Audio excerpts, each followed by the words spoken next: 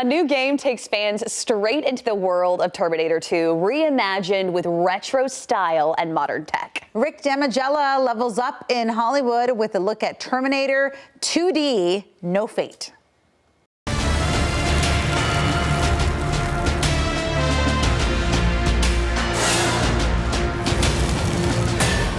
He did say he'd be back. Gamers get to take on Skynet in Terminator 2D, No Fate.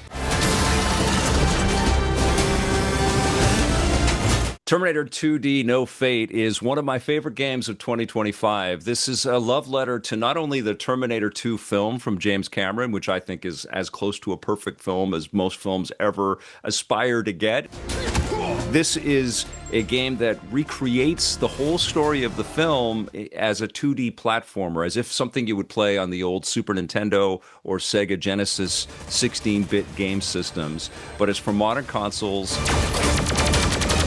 And it just felt like such a love letter. It felt so personal and cool and like something that had been missing from the timeline, and they made it. Like they plucked it out of the past and brought it to the, you know, it's very Terminator-esque the way that this whole thing came together. It feels impossible, and yet it's here, and it's so fun.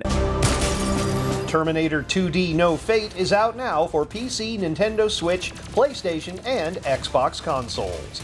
Leveling up in Hollywood, I'm Rick Damigella. I love the retro look. I do too, because it really does take you back, and I feel like as a whole, our society, we're just craving that right now. I know. I used to always tell my parents that I was going to bed, and then all of a sudden I'd be like, I would set like a goal, like that night. Okay, that's my goal. I'm gonna make it to, like, this is what I want my score to be, and then I would just game until.